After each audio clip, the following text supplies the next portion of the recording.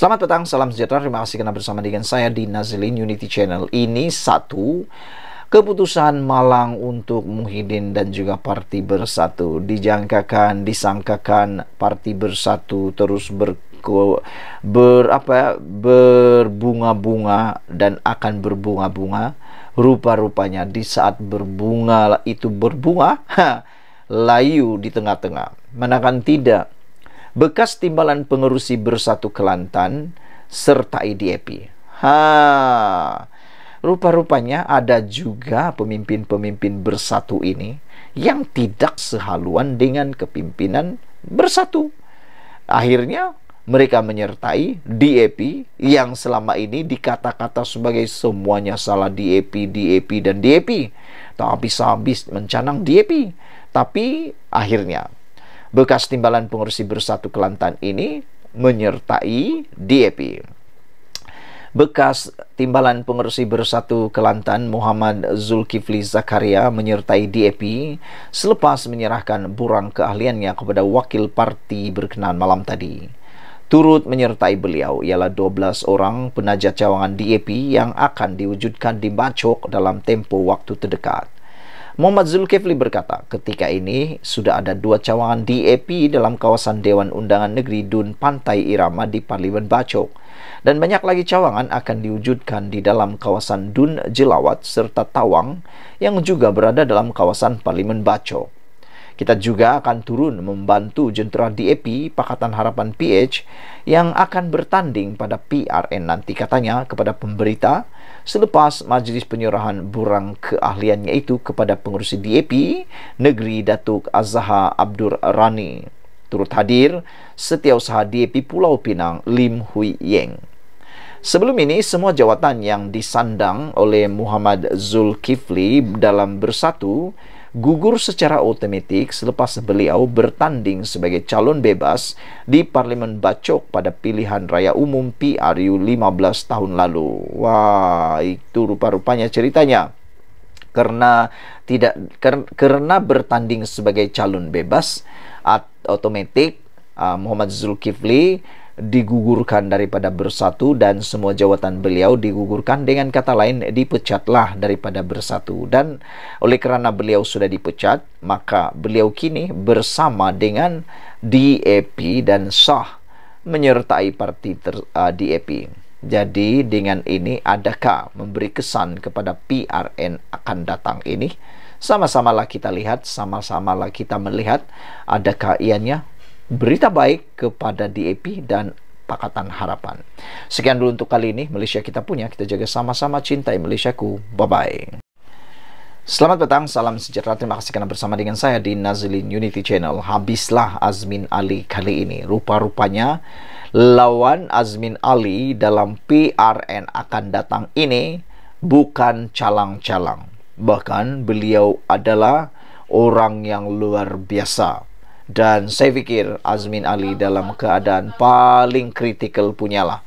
Saya pun tak pastilah Azmin Ali boleh menang lagi ke tidak, kerana dalam PRU yang lepas beliau ditendang oleh para penyokong ataupun pengundi di Gombak sehingga beliau kalah besar kepada Amiruddin Syari. Kali ini ialah senarai nama yang bakal menentang Azmin Ali. Bahkan netizen kata, penganalisis politik kata, buku bertemu ruas. Dan ada juga yang mengatakan ini bukan buku bertemu ruas, tetapi seperti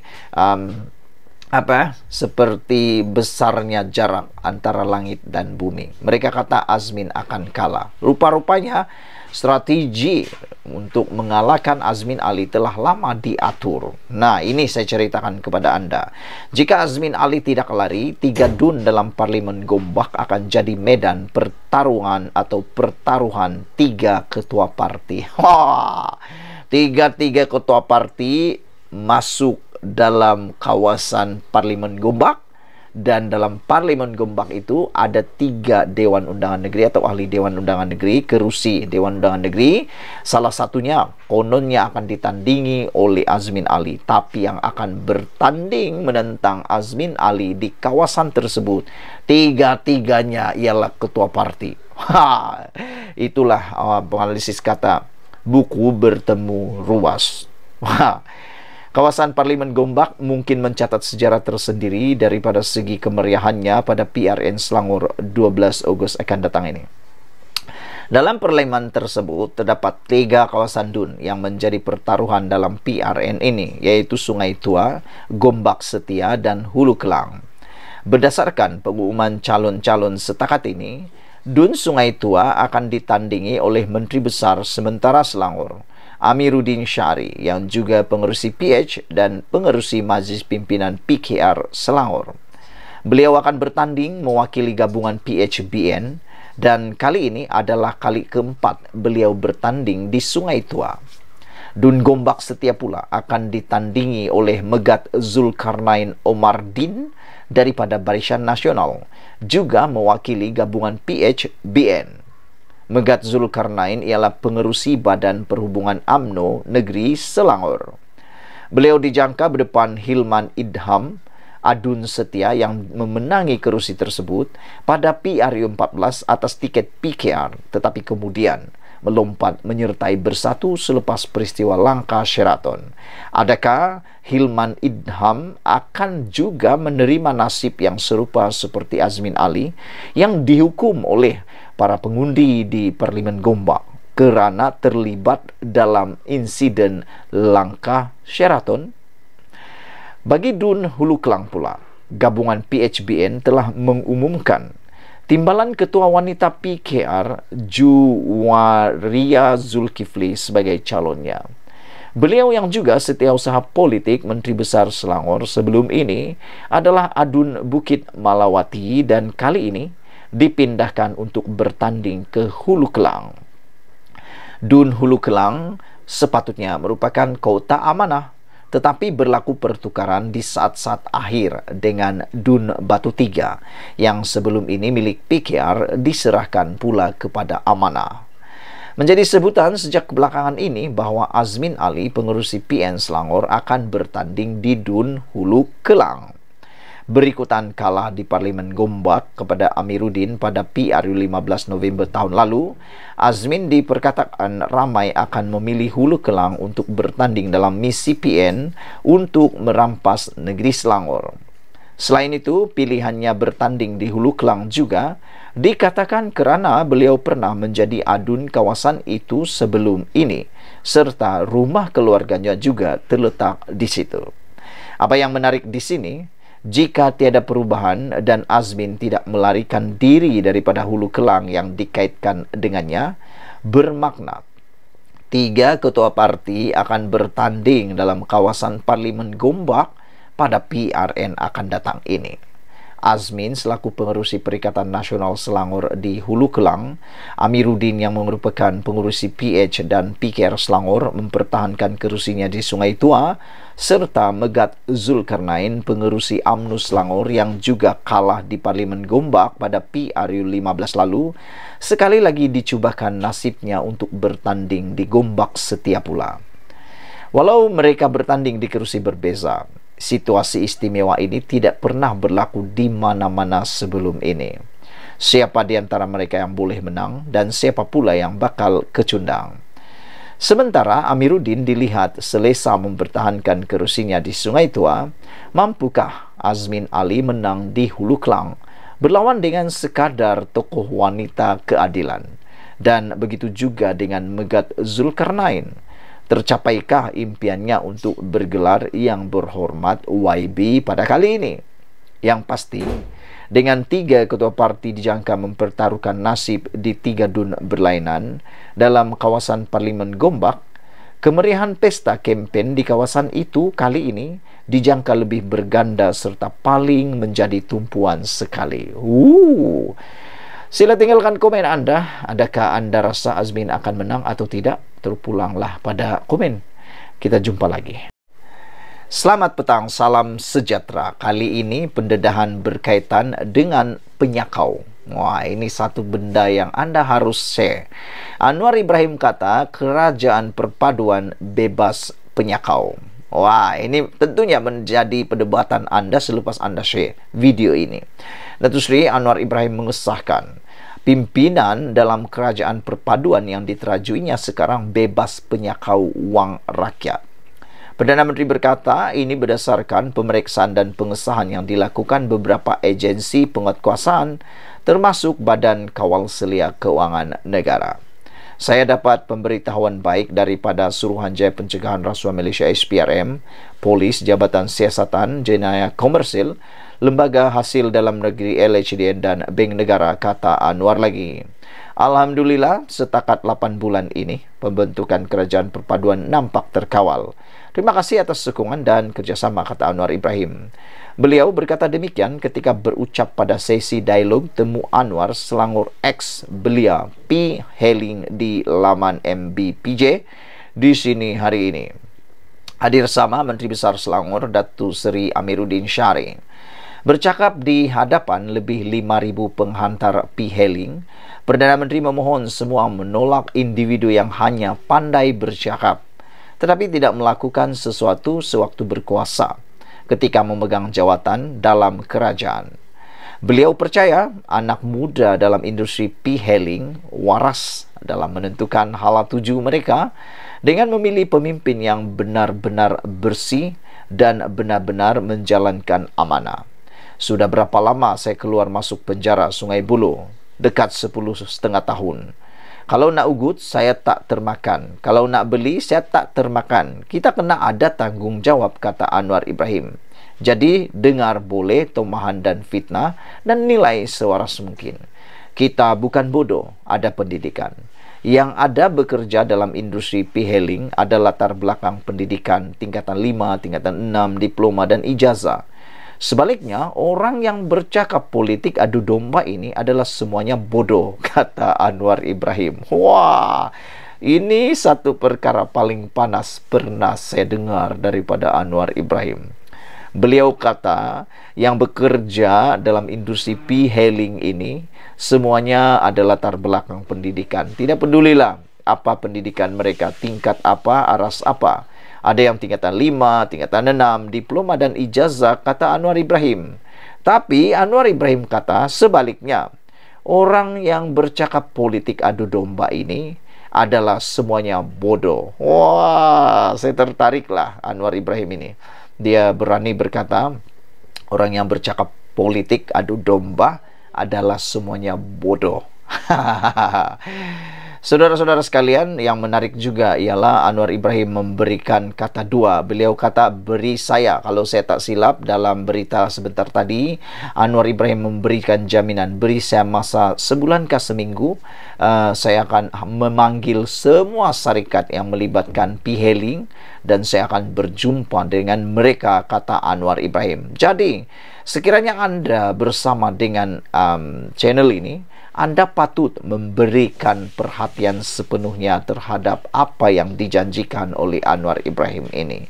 Anwar Ibrahim kata, Anda mempunyai kewarasan. Anda boleh dengar tomahan dan fitnah itu, tapi nilailah sewaras mungkin. Kita bukan bodoh, ada pendidikan, kata Anwar Ibrahim. Sejauh mana Anda waras dan ada pendidikan dan tak bodoh, terpulang pada Anda semua. Sekian dulu untuk kali ini. Jangan lupa share video ini, tekan butang subscribe. Kita jumpa lagi. Bye-bye. Wow, ini satu lagi pendedahan paling luar biasa membabitkan Sanusi. Menurut Harapan Daily, dalam laman Harapan Daily, memetik sebagai berkata, Sanusi mendedahkan ada pistol dalam kereta 24 jam. Ini menjadi persoalan kita. Ada rakan saya bertanya tadi, kata dia, adakah YB mempunyai lesen untuk memiliki pistol sepanjang waktu 24 jam? Menjadi persoalan kita ialah, adakah pistol yang Sanusi dedah itu ada lesen? Kalau ada lesen, untuk apa pistol tersebut? Dan mungkinkah Pistol tersebut digunakan untuk mempertahankan diri. Takut sangatkah Sanusi ini dengan orang-orang yang ada di sekitar beliau? Sampai pistol pun ada dalam kereta 24 jam. Woi, bahaya juga nih kalau begini. Bayangkanlah kalau kereta tuh hilang, pistol itu pergi kemana? Karena Sanusi kata 24 jam. Makna kata, apa yang didedahkan oleh Sanusi ini sepanjang waktu ada pistol. Hai, bahaya nih Pak Sanusi. Menteri Besar Datuk Seri Muhammad Sanusi Maknur mendedahkan dalam kenderaannya sepanjang masa ada pistol sebagai langkah keselamatan. Ketua Pengarah Pilihan Raya PN itu berkata, senjata itu dibawa sebagai persediaan susulan maklumat adanya rancangan untuk menangkap dan menjatuhkan kredibilitinya sejak 6 bulan lalu. Woi, kalau betul ada mau menangkap dia, takkanlah pihak berkuasa tempatan yaitu PDRM yang mau tangkap dia pun dia perlu juga pistol. Siapa yang mau tangkap dia selain PDRM? Aduh, aku kadang-kadang terpikir Sanusi ini memang agak pelik juga lah sedikit kan. Tapi tak apalah, dia lebih pintar daripada akulah sebab dia menteri besar. Dia berkata maklumat diterimanya daripada rakan itu memberi amaran bahawa tindakan akan diambil susulan kritikan terbuka kepada pihak tertentu. Plot untuk tangkap saya sudah dirancang sejak 6 bulan lalu. Saya tahu dah, saya ada intelijen saya, kata Sanusi. Jumpa orang tu pesan jaga-jaga, ada orang nak buat sesuatu kepada saya. Tapi selama tu dia tak pernah ditangkap kerana menurut macam yang Anwar Ibrahim kata, macam manapun dia dikritik, macam manapun dia dicerca, dimalukan dan sebagainya, Anwar Ibrahim kata dia tidak mau ambil tindakan undang-undang selain undang-undang saman fitnah. Tapi untuk akta hasutan, Anwar kata tidak sekali-kali. Tapi oleh kerana Sanusi menghina Sultan Selangor, didakwa menghina Sultan Selangor dan juga mempertikaikan kerajaan perpaduan yang dititahkan oleh Yang di-Pertuan Agong. Itulah sebabnya beliau ditangkap dan dihadapkan kepada pengadilan di pendakwaan. Bukan sebab dia mau ditangkap, sebab perkara yang sebelum itu. Jadi apa kaitannya? Tak tahulah, anda fikirlah sendiri. Sejak bila dia rasa takut ni pun kita tak tahu. Yang dia ditangkap tu sebab dia hina Sultan, bukan kerana selama ini ada mau tangkap dia. Tiadalah. Saya rasa tak perlulah untuk takut-takut. Untuk keselamatan saya ada pistol dalam kereta 24 jam, ada 2 kelopak, 14 peluru, 1 kelopak. 24 jam berjaga-jaga, takut orang buat jahat. Orang tak buat jahat, saya tak buat jahat pada orang. Tegas Sanusi lagi. Wah, ini pendedahan paling luar biasa pernah saya dengar. Tak pernah saya dengar ahli politik berani cakap dia ada pistol 24 jam di kereta. Jangan-jangan lepas ini PDRM akan buka lagi kertas siasatan berkaitan dengan pengakuan Sanusi yang luar biasa nih. Dia mengaku ada pistol 24 jam dalam kereta. Jangan-jangan nanti polis akan mengambil siasatan terbaru untuk Sanusi. Itulah, Sanusi ini kadang-kadang dia cakap main hambur je kan, macam itulah. Lepas tu baru dia cakap orang putar belit, kata dia.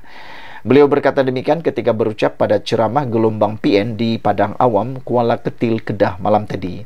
Sanusi yang juga Ketua Pengarah Perikatan Nasional itu berkata tindakan menangkap dan menggarinya sebagai langkah menjatuhkan moral dan menghilangkan kredibilitinya. Saya tak pastilah Sanusi ada digari atau tidak, saya tak pernah nampak lah. Kamu ada nampak videonya, dia digari atau tidak? Anda tunjukkanlah kalau adalah. Harap-harap dia tidak digari lah. Nah, jarang sekali polisi ini menggari orang yang belum bersalah. Tapi banyak juga lah ahli politik ni kata dia digari, rupa-rupanya tipu, dia tersembunyikan tangan. Tapi untuk Sanusi, saya tak pasti dia digari atau tidak. Tapi dia kata tindakan menangkap dan menggarinya itu sebagai langkah menjatuhkan moral beliau. Sudah 6 bulan kawan-kawan pesan, yang penting tangkap gari saya, kata beliau. Yang saya hairan, dia samakan pula dengan Anwar Ibrahim yang baru jadi Perdana Menteri 8 bulan. Jadi dia kata 6 bulan. Kenapa tidak dulu 2 tahun sebelum dia jadi ketua menteri di Kedah? Itu yang menjadi betul-betul menghairankan kita. Semoga dengan pendedahan ini anda tahu siapa Sanusi. Dia lebih bahaya daripada bukan lebih bahaya, dia dalam kedudukan yang sangat bahaya sehingga kan dia perlu pistol 24 jam. Wah, tak apalah, kita doakan semoga Sanusi selamat dan harap-harap tidak ada apa-apa berlakulah dengan adanya pistol di tangan dalam kereta Sanusi tersebut. Dan kita harap tiadalah siasatan baru untuk Sanusi pula berkaitan pistol yang dia akui itu. Sekian dulu untuk kali ini. Jangan lupa tinggalkan komen Anda, tekan butang subscribe. Kita jumpa lagi. Bye-bye. Selamat petang, salam sejahtera. Terima kasih karena bersama dengan saya di Nazilin Unity Channel. Skandal RII di Kedah. Siapa sebenarnya yang melindungi aktiviti perlumbungan haram seperti yang didedah SPRM? Perkara ini yang ditunggu-tunggu oleh Anda. Mungkin dalam konten kali ini Anda mendapat jawabannya. Siapakah yang melindungi orang yang melakukan perlumbungan haram di Kedah itu, yang telah pun didedahkan, yang bakal didedahkan oleh SPRM? Perkara ini pastinya ditunggu-tunggu dan pastinya juga yang melibatkan penantian dan juga debaran kita semua, terutamanya yang melibatkan MBI di bawah pemerintahan Kedah, di bawah Menteri Besar Sanusi Maknor. Siapa yang melindungi aktiviti perlumbungan haram di Kedah? Itu persoalan paling besar untuk kita semua pada malam ini. Anda boleh tinggalkan komen Anda, mungkin Anda mempunyai cluenya. Ketika umat Islam di negara ini menyambut kedatangan Ma'al Hijrah, SPRM telah menahan Ketua Pegawai Eksekutif Perbadanan Menteri Besar Kedah. Turut ditahan bersama beliau adalah seorang lagi wanita berjawatan pengarah di sebuah syarikat. Mereka ditahan di dua lokasi yang berasingan, yaitu di Alor-Seta Kedah dan Shah Alam Selangor. Kedua mereka ditahan dan disiasat mengikut Seksyen 17 dan 23 Akta SPRM 2009. Ianya berkaitan dengan dakwaan kes rasuah dan salah guna kuasa dalam sektor perlumbungan membabitkan nilai rasuah lebih Rm13 juta. Mahkamah Magistrate Alor-Seta dan Mahkamah Magistrate Shah Alam telah mengeluarkan penahanan reman selama 3 hari terhadap mereka. Magistrate Wan Sahida Abdul Rahim di Mahkamah Magistrate Alor-Seta dan Magistrate Nur Syakira C. Hasim di Mahkamah Magistrate Shah Alam selepas permohonan reman dibuat SPRM. Menurut sumber SPRM, aktiviti perlumbungan yang dijalankan secara haram oleh syarikat terbabit mendapat perlindungan daripada pihak berkuasa tertentu sejak tahun 2020. Ini menjadi persoalan besar kepada kita semua. Siapakah yang melindungi perlumbungan haram tersebut? Kerana sumber SPRM ini telah mendedahkan aktiviti perlumbungan yang dijalankan secara haram oleh syarikat terbabit mendapat perlindungan daripada pihak berkuasa tertentu sejak tahun 2020. Yang pastinya sejak tahun 2020 Kedah diperintah oleh siapa dia? Anda boleh tulis sendiri dalam ruangan komen. Anda tahu siapa pemerintah pada waktu itu selepas langkah menjatuhkan kerajaan pada waktu itu? Makna kata adalah orang-orang tertentu, pihak berkuasa tertentu yang menjadi dalang sejak tahun 2020 tersebut. Dan yang pastinya ini semua di bawah pemerintahan Menteri Besar Kedah, yaitu Sanusi Maknor. Kita tak tahu siapa yang terlibat di dalam melindungi perlumbungan haram ini, dan kita harap pihak berkuasa dapat mendedahkan nama tersebut tidak lama lagi. Persoalannya sekarang, siapakah pihak berkuasa yang berkuasa di MBI Kedah yang telah memberikan perlindungan melakukan perlumbungan haram tersebut? Untuk rekod, MBI Kedah berada di bawah kawalan sepenuhnya oleh pengerusi MBI Kedah, dan beliau juga merupakan Menteri Besar yang memegang jawatan ketika itu. Siasatan awal telah mengesan beberapa pembayaran disyaki membabitkan rasuah berjumlah lebih Rm13 juta. Ianya diberikan syarikat terbabit sebagai sogokan bagi melindungi kegiatan perlumbungan haram dalam tempo tahun 2020 hingga 2023. Kalau ini benar-benar berlaku dan seperti yang telah disyaki ini membabitkan rasuah 13 juta, menjadi persoalan saya ialah berapakah jumlah keuntungan syarikat atau orang yang melakukan perlumbungan haram tersebut. Kerana mereka mampu membayar 13 juta sebagai sogokan. Coba pikirkan berapa keuntungan mereka kalau sogokan pun sudah berjumlah 13 juta. Dan 13 juta itu kalau diedarkan, diberikan kepada penduduk tempatan, berapa besarkah kesannya pembangunan terhadap tempat tersebut. Tapi siapa yang sakau, kita pun tak tahu. Pada tahun 2020, syarikat tersebut mengemukakan permohonan kepada Kerajaan Kedah bagi menjalankan aktiviti perlombongan unsur nadir bumi RII. Namun setakat ini tiada kelulusan diberikan oleh kerajaan negeri berhubung permohonan syarikat terbabit. Syarikat terbabit untuk menjalankan aktiviti unsur nadir bumi tersebut. Tetapi kegiatan melombong unsur nadir bumi telah dikesan secara aktif di kawasan tersebut. Adakah menteri besar turut terlibat dalam skandal tersebut? Penulis tidak mahu membuat sebarang spekulasi. Atau saya pun tidak mahu membuat sebarang spekulasi. SPRM sudah pun membuka kertas siasatan dalam Section 17 dalam kurungan E dan Section 23 Akta Suruhanjaya Pencegahan Rasuah 2009 terhadap menteri besar. Sama-sama kita tunggu hasil siasatan penuh SPRM. Sekian dulu untuk kali ini. Jangan lupa share video ini, tinggalkan komen Anda. Kita jumpa lagi. Bye-bye. Selamat pagi, salam sejahtera. Terima kasih karena bersama dengan saya di Nazilin Unity Channel. Selepas beberapa jam, Mahathir muncul dalam pentas Perikatan Nasional. Akhirnya Mahathir kantoi dan ini pula yang berlaku terhadap beliau. Ikuti terus ulasan kali ini. Tapi sebelum itu bantu saya tekan butang subscribe di ruangan butang subscribe. Karena tekan butang subscribe itu percuma dan sila juga tinggalkan komen Anda untuk mendapatkan isu-isu terkini daripada channel ini. Dakwaan Tun Mahathir terhadap kerajaan perpaduan sebenarnya tidak berasas. Itu adalah jawaban kepada apa yang dikatakan oleh Tun Mahathir. Tun Mahathir Mohamad berkata adalah kleptokrasi sangat tidak berasas, kata Perdana Menteri Datuk Seri Anwar Ibrahim. Bukanlah individu yang mengumpul kekayaan melalui kedudukannya. Timbalan Ketua Pengarah Keadilan Parti Keadilan Rakyat PKR Razif Rakimin berkata, Anwar juga bersih daripada sebarang pertuduhan maupun terkait dengan sebarang isu rasuah serta salah guna kuasa. Banding dengan Tun Mahathir yang sekarang ini sudah pun terpalit dengan perkara tersebut. Begitu juga apabila beliau mengatakan kerajaan hari ini kerajaan kaki strokrasi, yaitu kerajaan yang tidak tahu memimpin.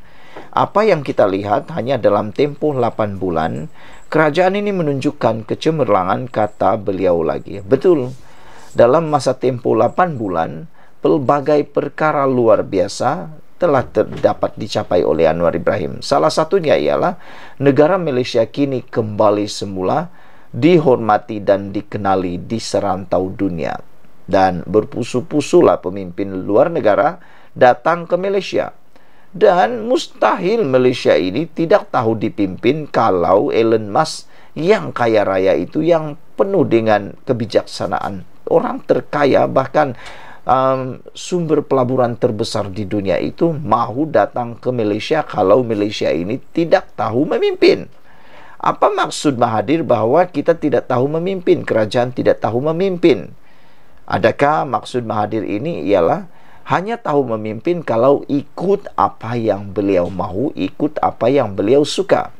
Kalau tak ikut apa yang beliau suka, Tun suka, adakah itu maksudnya tidak tahu memimpin? Saya fikir mungkin itulah maksud Tun Mahathir. Saya fikir maksud Tun Mahathir itu sudah jelas. Saya mengambil contoh penurunan harga barang seperti minyak masak, harga ayam, tepung, dan banyak lagi keperluan asas lain. Malah ketika harga barang seluruh dunia menampakkan peningkatan, kerajaan hari ini juga cuba mengawal kenaikan serta mengekalkan subsidi walau berdepan dengan krisis ekonomi global, kata beliau lagi. Razif turut mendakwa ucapan Dr. Mahathir sebenarnya lebih menyindir Perikatan Nasional kerana mereka kerajaan paling gagal dalam sejarah tanah air, kata beliau lagi. Ini lebih tepat. Mahathir lupa bahawa ketika beliau berucap dalam ucapan beliau di pentas PN itu, beliau sedang menyindir Perikatan Nasional kerana Mahathir pun sebelum ini pernah menggelar Perikatan Nasional sebagai kerajaan yang gagal. Jadi, Adakah ini kesilapan Mahathir? Mengikuti pentas Perikatan Nasional tapi menyindir mereka pula. Karena menurut Razif, ucapan Dr. Mahathir sebenarnya lebih menyindir Perikatan Nasional karena mereka kerajaan paling gagal dalam sejarah tanah air. Beliau turut menyatakan bahawa bekas pengerusi Parti Perjuang Tanah Air Pejuang tersebut sudah tidak relevan lagi, apatah lagi telah ditolak oleh rakyat sehingga hilang wang pertaruhan dalam pilihan raya PRU15 yang lepas. Mahathir mungkin boleh bangga diri kerana dikutip oleh PAS yang pernah beliau gelar dengan pelbagai gelaran kesat. Namun beliau tidak sedar, beliau hanya dipergunakan di akhir hayat. Kesian Tun Mahathir. Ini adalah satu pendedahan yang memang luar biasa dan saya pun baru sedar. Mahathir ni boleh bangga, kata Razif, kerana dia dikutip oleh PAS yang pernah beliau gelar dengan pelbagai gelaran kesat. Namun beliau tidak sedar, beliau hanya dipergunakan di akhir hayat. Tak pastilah siapa yang guna siapa. Mahathir Mohamad kah yang mempergunakan PAS untuk mendapatkan semula momentum beliau, untuk mendapatkan semula pengaruh beliau, untuk mendapatkan semula maruah beliau yang tercalar dalam PRU15, ataukah PAS lah yang mengguna pakaian Mahathir Mohamad? Tak tahulah. Apa komen anda semua? Percayalah, kata Razif, apa yang keluar dari mulut Mahathir tidak boleh dipercayai seperti yang diperkatakan beberapa pemimpin PAS sebelum ini tentangnya. Jadi saudara, begitulah cerita tentang Mahathir kali ini. Apabila Mahathir sendiri terkena batang sendiri bila dia mendakwa kerajaan yang ada sekarang ini ialah kerajaan kakitrokrasi. Kakistrokrasi yang bermaksud kerajaan tidak tahu memimpin. Rupa-rupanya apabila Mahathir berkata begitu, dia sedang menyindir pula Perikatan Nasional yang menurut Razif adalah kerajaan yang paling gagal dalam sejarah tanah air. Apabila buatlah Mahathir dah kata, terima ajalah. Sekian dulu untuk kali ini. Jangan lupa tinggalkan komen anda. Sila tekan butang subscribe. Kita jumpa lagi. Bye-bye. Padan muka, mulut celupar tiada injam. Itu kata-kata netizen kepada Sanusi. Saya ulang sekali lagi, apa pendapat netizen terhadap Sanusi? Mereka kata, padan muka, mulut celupar tiada injam. Itu komen netizen kepada Sanusi. Apa pula komen anda tentang isu dakwaan penghinaan Sanusi terhadap Sultan Selangor dan mempertikaikan kebijaksanaan Sultan yang di-Pertuan Agong dalam penubuhan kerajaan perpaduan? Masyarakat berbelah bahagi pandangan mereka berikutan. Tindakan polis menahan Menteri Besar Kedah Datuk Seri Muhammad Sanusi Maknor yang didakwa ditangkap pada awal pagi. Namun polis telah pun memberikan penjelasan mengapa Sanusi ditangkap awal pagi. Ianya kerana Sanusi sukar dihubungi. Ditelefon dah banyak kali tapi direjek. Itu sebabnya mereka cari Sanusi sehingga dapat. Mereka pihak PDRM mencari Sanusi sehingga dapat. Kerana tak boleh dihubungi. Dan menurut PDRM, Ketua Polis Negara, mereka menahan Sanusi kerana mereka risau Sanusi tak akan hadir dalam pendakwaan di Mahkamah Session pada waktu itu.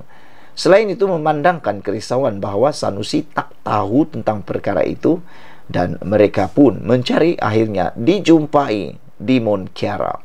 Nah, rupa-rupanya polis itu perlu diberikan kredit, bukannya dicerca. Mereka perlu diberikan kredit, perlu diberikan pujian kerana sanggup kerja overtime. Anda faham?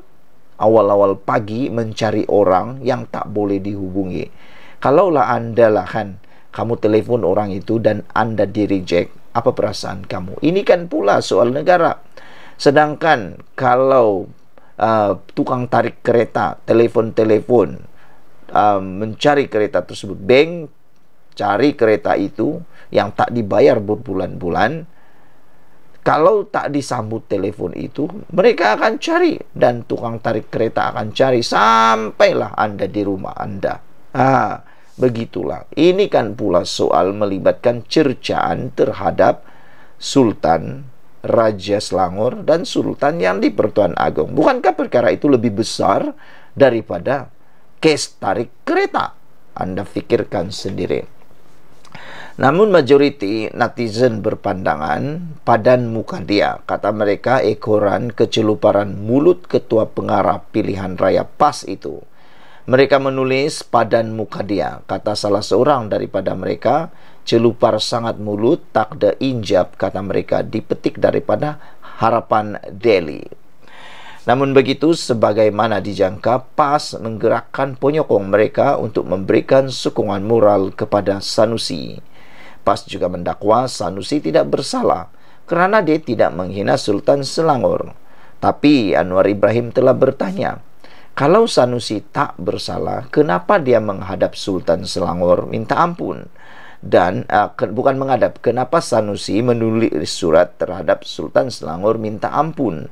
Begitu juga dengan pesuruh pejaya PAS Selangor telah menghadap Sultan Selangor untuk memohon maaf.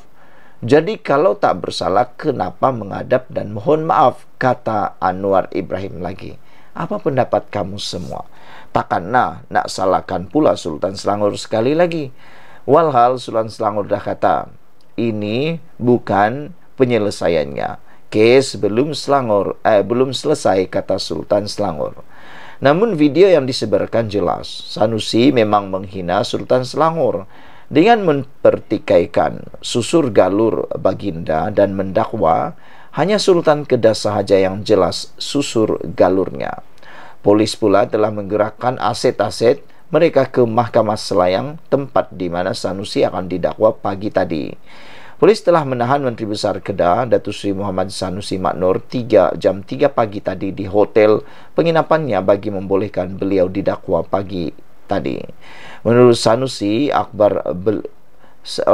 Setiausaha Akbar Sanusi, Hilmi Khalid, Sanusi telah dibawa keluar oleh polis dari bilik penginapan beliau di hotel berkenaan pada jam 3 pagi. Sanusi menginap di hotel berkenaan jam 11.40 selepas selesai mesyuarat Majlis Tertinggi Perikatan Nasional di Ibu Negara. Sekian dulu untuk kali ini. Jangan lupa tinggalkan komen Anda. Sila tekan butang subscribe. Kita jumpa lagi. Bye-bye.